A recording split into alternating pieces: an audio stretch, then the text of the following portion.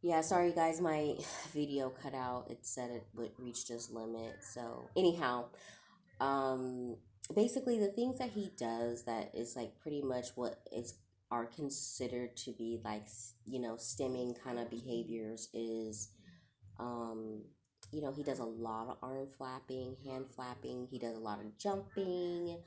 um he walks on his tippy toes. He puts a fair amount of things in his mouth still.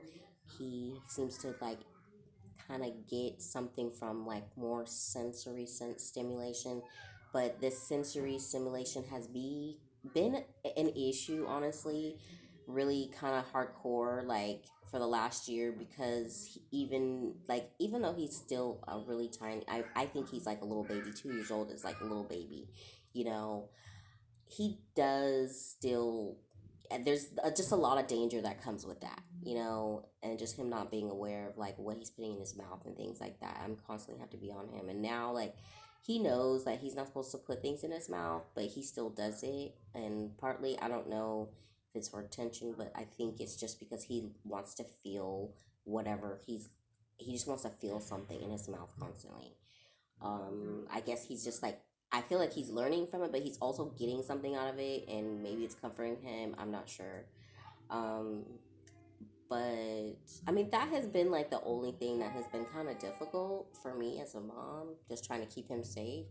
I mean, otherwise, like, he's pretty responsive to things. He doesn't have great eye contact, but it's quick. I mean, it's there, but it's not like super strong, you know. Other things we notice with him, he squints his eyes a lot. He seems to be have very like, he has light sensitivity. I notice he gets very agitated when he's in a bright light or in excessive heat. Like, he cannot tolerate the heat. He does not like to be in bright lighting. It just all, we tried that at Thomas the Train thing, and it was an outside event, and we had to wait in line for a photo opportunity, and it was like, no, he freaked out. It was awful.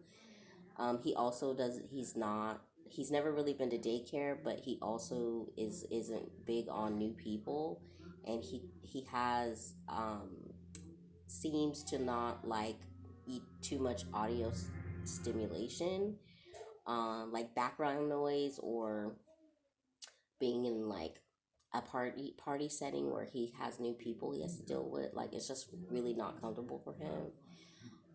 And that's really the only time I've seen him act out. He's two, so like he, maybe have little tantrums here and there, but it's rare and it's very short and it's not crazy. Because you have to remember, I have two other children. I have a daughter who is 23 now, but when she was younger, she would have really crazy like tantrums, and she would go on for hours, and it would be like she'd be fighting, she'd be kicking, she'd be screaming. And like, I have not experienced anything like that with Carter. Like, I haven't. He basically has been pretty easy, like, compared to my other two kids. Junior, he's very athletic. He also can be stubborn and very hard headed. But, that's just, because each child is different. Like, the different things I'm just saying with my children, I notice with him. Um, but I also feel like to just like being open to the possibility that my child does have autism, and I'm I'm just like really okay with it. Like, I mean, no matter what it looks like, this is where I'm at. Like, I feel like it's not gonna really change how I parent him. I mean, maybe things that I find out maybe not work for him. Like, I will have to obviously work around it. Um, but I mean, I don't. I mean, so far I don't really see it being an issue. Um, as far as you know, I don't know. I guess, yeah. I mean, I think it is a little bit kind of hard to, have the idea of like, okay, well, maybe some other people might consider my child to be disabled. I don't feel that way. I think that he has a special ability, and that, his brain just works differently. He learns differently. Like he's, maybe just a little different, and that's okay.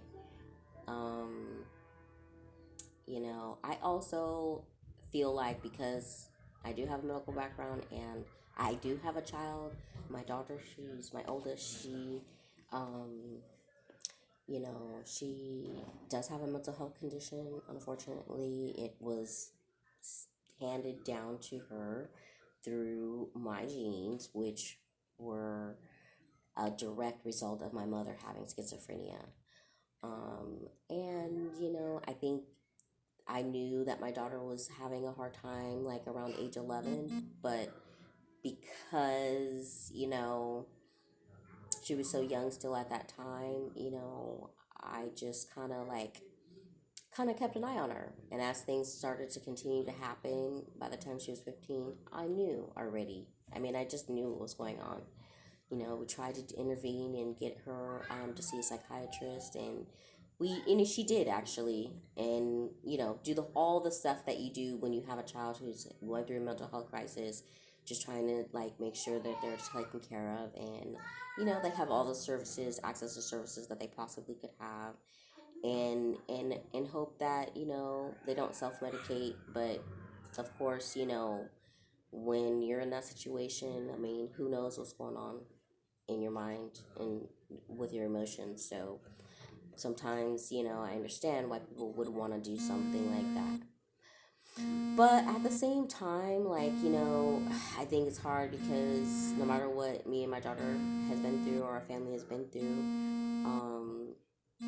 I think that the main thing is that, I mean, you gotta keep keep working and hoping and striving for better. And the person in crisis also has to take the initiative to get change things with their situation if they're not like thriving, or like they're not happy with their with the things that they're doing. So